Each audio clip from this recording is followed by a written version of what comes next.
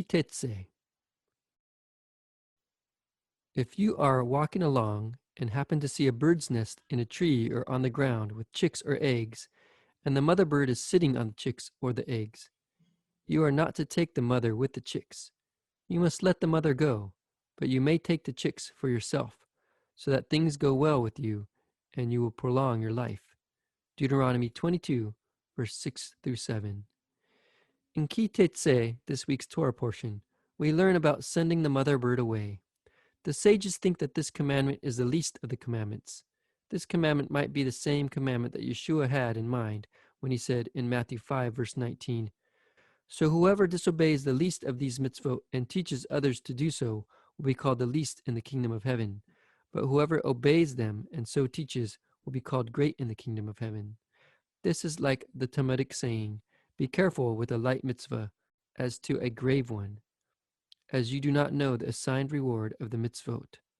Pirkei Avot, chapter 2, verse 1. Midrash Techuma, Ki Tetze states, "There is no easier mitzvah to perform than sending away the mother bird from the nest." And what is its reward? The sages looked deep into this and said, "So that you will benefit and you will live long."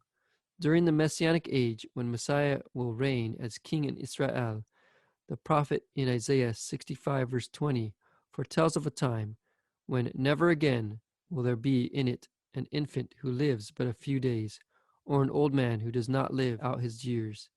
The one who dies at 100 will be thought a mere child, and the one who fails to reach 100 will be considered accursed.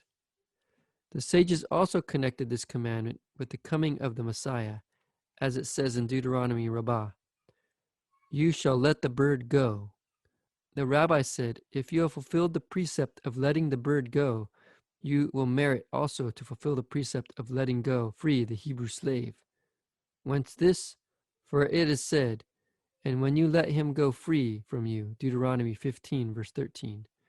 Another explanation, you will fulfill this precept, you will hasten thereby the coming of the King Messiah, of whom Scripture uses the expression shiluach, sending free, as it is said, that send forth freely the feet of the ox and the donkey. Isaiah 32, verse 20. Another comment, Rabbi Tanhuma said, if you fulfill this precept, you will hasten the coming of Elijah, the prophet of blessed memory, of whom Scripture uses the expression shiluach. It is said, "Behold, I will send sholeach, you, Elijah, the prophet." Malachi 3, verse 23. "And he will come and comfort you." From where is this derived? For it is said, "And he shall turn the hearts of the fathers to the children." Deuteronomy Rabbah 6, verse 7. The Zohar says that this commandment can also be likened to Messiah.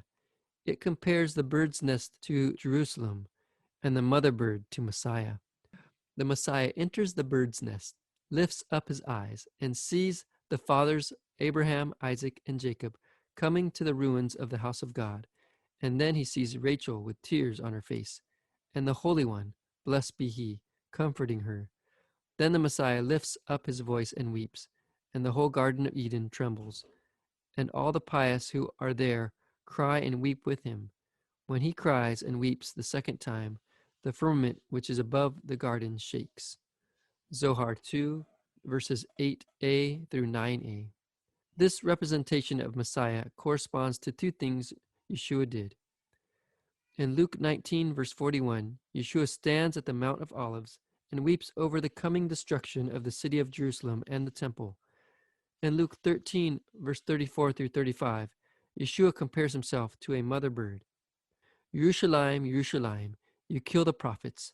You stone those who are sent to you. How often I wanted to gather your children, just as a hen gathers her chickens under her wings. But you refused. Look, God is abandoning your house to you. I tell you, you will not see me again until you say, 'Blessed is he who comes in the name of Adonai.'" Yeshua left the nest of Jerusalem. He, the mother bird, was sent away.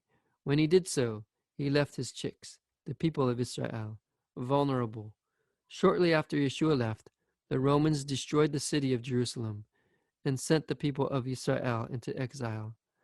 Now Yeshua waits for us in the heavenly Jerusalem, ready to gather his people from the four corners of the earth, as it says in Zohar 2, 8a through 9a.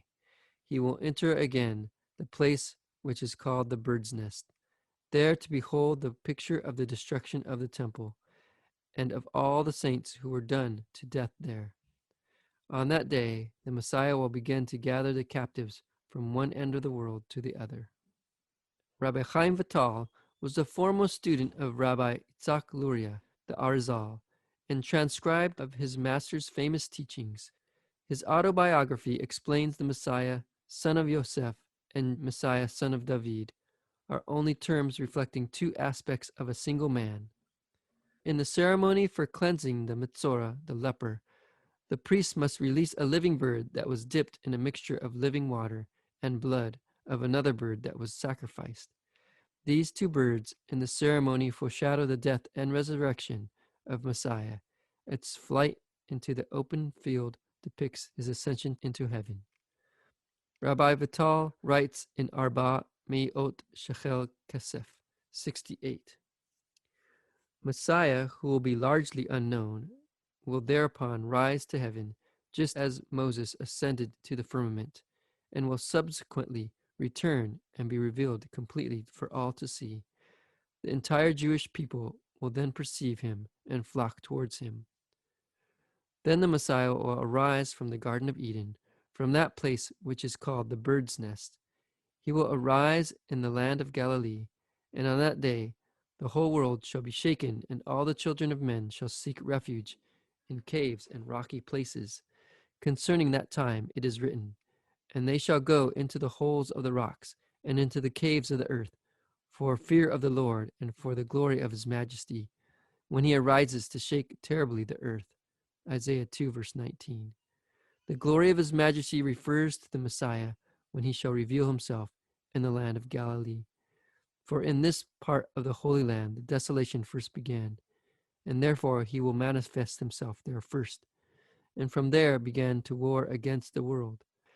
After the 40 days, during which the pillar shall have stood between heaven and earth, before the eyes of the whole world, and the Messiah shall have manifested himself, a star shall come forth from the east, variegated in hue, and shining brilliantly, and 7 other stars shall surround and make war on it from all sides, 3 times a day for 70 days, before the eyes of the whole world. The Messiah shall be hidden for 12 months in the pillar of fire, which shall return again, although it shall not be visible. After the 12 months, the Messiah will be carried up to heaven in that pillar of fire, and receive their power and dominion and the royal crown. When he descends, the pillar of fire will again be visible to the eyes of the world, and the Messiah will reveal himself, and mighty nations will gather around him, and he will declare war against all the world. At that time the Holy One shall show forth his power before all the nations of the earth, and the Messiah shall be manifested throughout the whole universe, and all the kings will unite to fight against him.